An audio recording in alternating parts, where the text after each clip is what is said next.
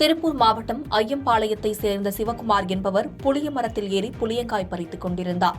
அப்போது புளியங்காயை அவர் வைத்திருந்த இரும்பு கம்பியால் தட்ட முயன்றபோது மரத்தின் அருகில் உள்ள மின்சார கம்பியில் இரும்பு கம்பி பட்டு தூக்கி வீசப்பட்டு மரக்கிளையில் சிக்கிக் கொண்டார். அவ்வழியாக சென்ற சிலர் இதுகுறித்து பல்லடம் தீயணைப்பு துறையினருக்கு தகவல் தெரிவித்தனர். அதைத் தொடர்ந்து சம்பவ இடத்திற்கு விரைந்து வந்த தீயணைப்பு துறையினர் சிவக்குமாரை மீட்டு பல்லடம் அரசு மருத்துவமனைக்கு அனுப்பி வைத்தனர். சிவக்குமாரை பரிசோதித்த மருத்துவர்கள் அவர் ஏற்கனவே இறந்துவிட்டதாக தெரிவித்தனர். மேலும் இதுகுறித்து பல்லடம் காவல்துறையினர் வழக்கு பதிவு செய்து விசாரணை நடத்தி வருகின்றனர். புளியங்காய் பறிக்க சென்றவர் மின்சாரம் தாக்கி உயிரிழந்த சம்பவம் அப்பகுதியில் பெரும் சோகத்தை ஏற்படுத்தியுள்ளது.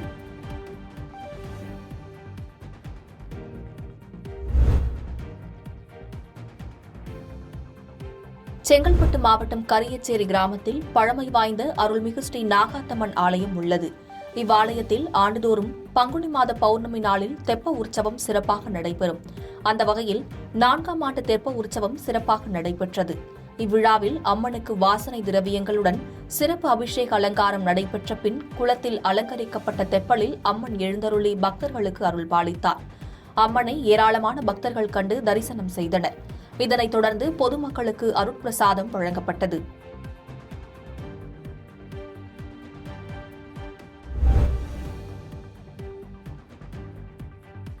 ராணிப்பேட்டை மாவட்டம் பெண்ணகர் கிராமத்தில் மிகவும் பழமை வாய்ந்த ஸ்ரீ காட்டேரி அம்மனுக்கு வினோத திருவிழா நடைபெற்றது.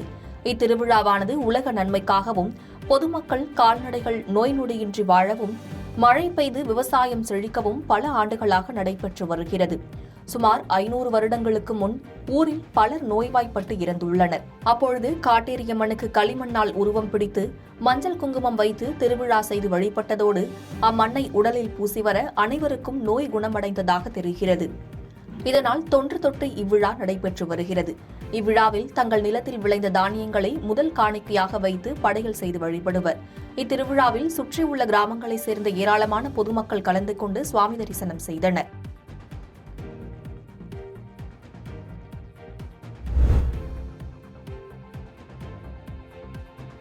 வரும் நாடாளுமன்ற தேர்தலில் அனைவரும் 100% வாக்களிக்க வேண்டும் என்பதை வலியுறுத்தி பல்வேறு கலை நிகழ்ச்சிகளும் விழிப்புணர்வு நிகழ்ச்சிகளும் நடைபெற்று வருகிறது. அதன்படி கிருஷ்ணகிரி மாவட்டம் ஒசூர் பேருந்து நிலையத்தில் 100% வாக்களிப்பது குறித்த வாசகங்கள் அடங்கிய ராட்சத பலூன் பறக்கவிடப்பட்டது. ராட்சத பலூனை கிருஷ்ணகிரி மாவட்ட ஆட்சியரும் மாவட்ட தேர்தல் அலுவலருமான KM சரையு பறக்கவிட்டார். இதனை அந்த பகுதி மக்கள் ஆர்வமுடன் பார்த்து வருகின்றனர்.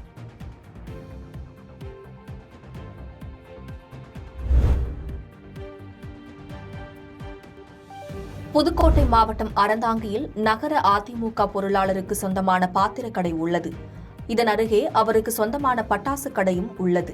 இந்த நிலையில் திடீரென பாத்திரக்கடை, வெடிக்கடை மற்றும் அருகிலுள்ள நகைக்கடை ஆகியவற்றில் தீப்பற்றி மளமளவென கொழுந்துவிட்டு எரிய தொடங்கியது.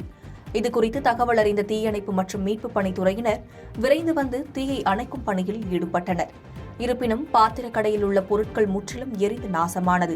அருகில் உள்ள பட்டாசு கடையில் பட்டாசுகள் வெடித்து வருவதால் அப்பகுதிக்கு யாரும் செல்ல முடியாத நிலை ஏற்பட்டுள்ளது. இந்த தீ விபத்து குறித்து அறந்தாங்கி காவல்துறையினர் விசாரணை நடத்தி வருகின்றனர். வர்த்தக முக்கியத்துவம் வாய்ந்த சாலையில் ஏற்பட்டுள்ள தீ விபத்தால் அப்பகுதியில் பரபரப்பான சூழ்நிலை நிலவி வருகிறது.